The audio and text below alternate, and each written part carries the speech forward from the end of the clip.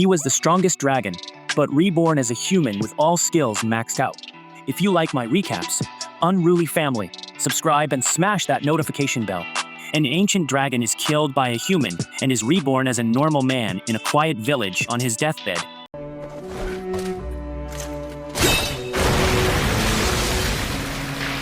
Chained and wounded, he reflects that he never did anything to deserve such treatment from humans. At times, this dragon had even been an ally to them, but now he suffers at their hands without justification.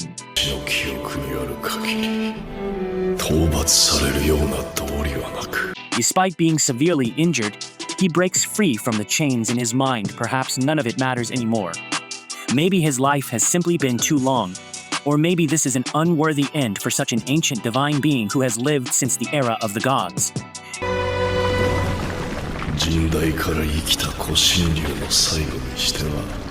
At this point, he only wishes for the Reapers to take his soul to the underworld so he can rest forever. And then his life ends. We are then thrown into a scene where a baby is born under peculiar circumstances.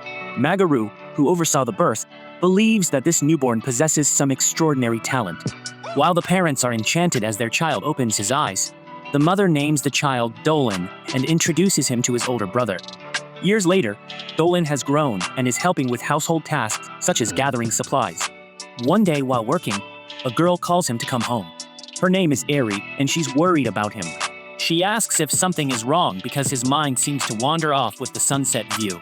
Dolan gently strokes her hair, assures her that everything is fine, and they walk back together to live in Bahrain, a small village on the northern border of the continental kingdom of Arkrest. Aware that he was a millennial dragon in his past life, Dolan now lives as a typical peasant in this humble region whose sole industry is agriculture. Every day he goes to the fields, working hard to earn his daily bread. In this village, one is considered an adult at 15, the age when peasants are expected to live on their own. Dolan left his parents' house at 16, which is how old he is now. One day while fishing, a friend asks if tomorrow is the day he's going to investigate that swamp. Dolan confirms and adds that it's been a month since the lizards disappeared from the swamp, so something must be done. The friend argues that this should be the garrison's job, not his. But Dolan counters that Captain Balin and the others are busy protecting the village. The friend asks if he's sure he doesn't want company, but Dolan declines, saying he's just going to take a look. Just then, a fish bites the bait, and a battle ensues, but Dolan emerges victorious, returning to the village with a bucket full of fish. He is praised for the great catch, though a girl thought he'd be getting ready for tomorrow. He explains that he's been preparing little by little over the past few days, and that her help in persuading the village chief and the others was invaluable. She replies that since Dolan always helps with training, it's all good. Dolan asks if Melita and Albert are training now, and Melita confirms, mentioning they'll be holding a meeting about the next children's training, while Albert advises Dolan to prioritize Ty's tomorrow's investigation. That evening, Dolan prepares a fish for dinner, reflecting on the many monsters and bandits surrounding Varen, but notes there aren't enough soldiers in the village to provide the same protection one would find in a city. It's expected that the peasants themselves help protect against threats. Meanwhile, Eri reminds Dolan that it's magic practice day, and the two head off for the session. At the training grounds, Dolan points his hand at a straw target and shoots a blast of energy. Energy Bolt! Destroying the target and putting on quite a show. Eri is thrilled by this, and Meguru praises Dolan's offensive magic for being flawless as always. Dolan credits his master's training, and she announces it's time to practice healing magic, a type of spell where the boy struggles.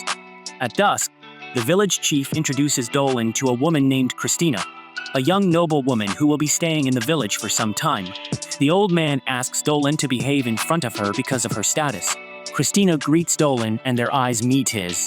Intense blue and her pulsing red as she walks away, he imagines she must be quite skilled. Afterward, Dolan returns to gathering supplies, pondering the fact that in this village there's always the risk of freezing to death in the winter and the unbearable heat in the summer. Reflecting on this, Dolan was shocked to learn that humans live in such a hostile environment. When he arrives home, he is greeted warmly by his brother Marco and their parents, showing off the basket full of food. He earns a smile from his mother, pleased with the abundance. Naturally, dinner was ready, and everyone ate with enthusiasm. Dylan's father comments that living alone may be relaxing but also lonely, so he advises his son to find a wife, as Dylan did. But Dolan prefers to enjoy his single life a little longer. His brother brings up the swamp Dolan will visit tomorrow, and their mother worries about the dangers he might encounter. Dolan reassures her that he's only going to take a quick look. His father adds that Dolan is an adult and can make his own decisions as long as he returns safely to ease his mother's worries. To that, Dolan is confident nothing will go wrong, and he'll even have a great story to tell. The next morning finally arrives. Captain Balan still believes he should accompany the boy on this excursion.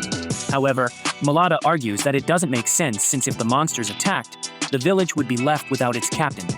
Letitia offers a simple blessing from the goddess, while Megaru warns that her fortune reading showed a small hint of something bad on this journey, so Dolan should be careful. Ari made lunch for him and handed it over. With that, Dolan bids farewell to the village and sets off on his journey. As he walked toward his destination, he found himself thinking about how the swamp lizards used to interact with the village of Verum from time to time. However, one day, they simply stopped showing up. That's when Dolan volunteered to investigate the reason, even though he had no idea what he might find. At the end of his journey, he arrived at the swamp and placed his hand in the water. With some form of sensory technique, he realized that the lizards could no longer survive there because the power of the earth elementals had grown too strong, while the water elemental power was weakening. He knew very well that Lady Magaru's divinations were usually spot on, so he had to stay alert. Speaking of which, he suddenly heard noises in the woods surrounding the swamp. To survive in a place like this, whatever it was had to be a pretty tough creature, so his attention sharpened even more than out of nowhere. A lamia appeared in front of him.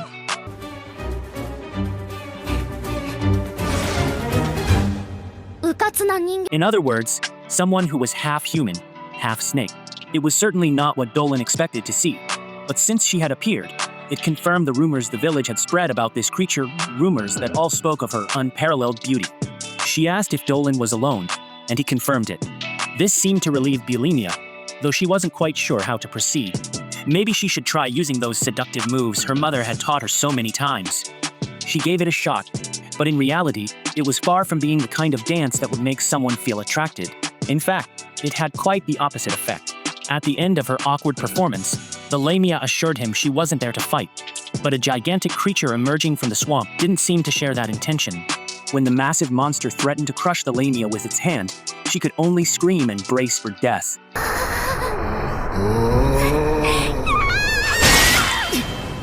However, Dolan sliced through the opponent's wrist, stopping the tragedy from unfolding. Naturally, he pulled the woman away to escape, but the monster was determined to block their way. The girl asked what that thing was.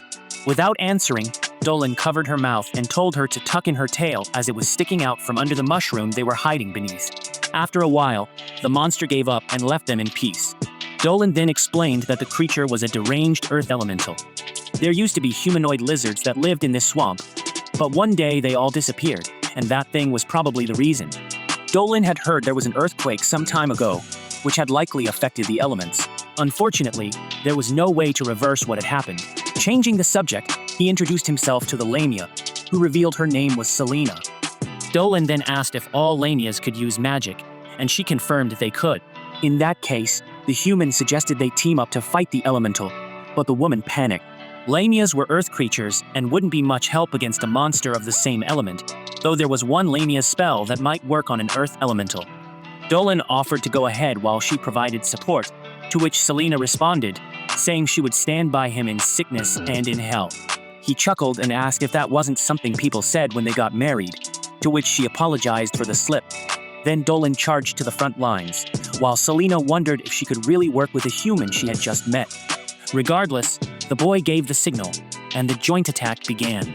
Dolan deflected the first few earth projectiles the monster threw at him, and Celina seized the opening to curse the opponent with a spell called Jerome, which summoned a colossal serpent that coiled around the enemy and bit its head. However, Celina couldn't hold this magic for long, so the human had to act fast. Knowing this, Dolan rushed at the elemental. Even though the monster managed to shake off the serpent, he dodged the new projectiles, climbed up the creature's head, imbued his sword with draconic magic, and sliced the elemental in half. With the monster defeated, its muddy body spread across the land, splattering Celina and covering her in filth. Dolan checked on her and, after confirming she was fine, extended his hand and invited her to dry off her clothes. Soon, they gathered in an abandoned village and cooked a meal. Celina mentioned how the boy had seemed afraid of her, and he replied that she seemed different from the lamias he knew, as they were usually more cautious of humans and, as a result, more aggressive. He then added that there weren't any lamia villages around, so he asked what she was doing in the area. She explained that when lamias turned 17, there was a rule in their species that they had to go out and find a husband, as they were an exclusively female species. Rarely did they give birth to a boy, and when they did, it was always of the father's race. Lamias had been created when a human woman was cursed, and that curse had been passed down, which was why they were part snake and had venom. As such, they needed husbands who were resistant to this substance. Even her mother had found a human husband, and the two got along very well. Listening calmly, Dolan remarked that Celina was a very adorable lamia, but she got angry thinking he was treating her like a child. Dolan laughed at her reaction and served her a portion of food, and Celina was so delighted by the taste that she worried she'd gone too far with her praise, which embarrassed her. Easing her nerves, Dolan thanked her for the compliments and mentioned that his mother had taught him how to cook. Celina observed that he smiled gently when talking about his family and suggested he must love them dearly, which triggered a memory of his old life. The solitary dragon in the cave was long gone, and he needed to accept that. At dawn, he said goodbye to Celina, and knowing that lamias liked vital energy, he shared some of his with her. However, Celina collapsed from the intensity of the dragon's power. After the awkwardness, he helped her up and abandoned the idea. With everything settled, he invited the snake woman to visit his village once she found a husband, and the two parted ways, heading off in separate directions.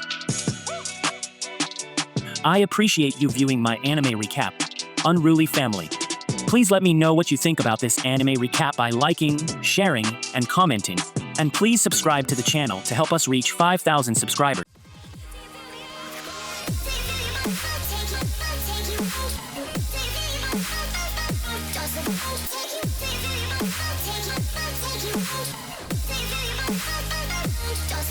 Take you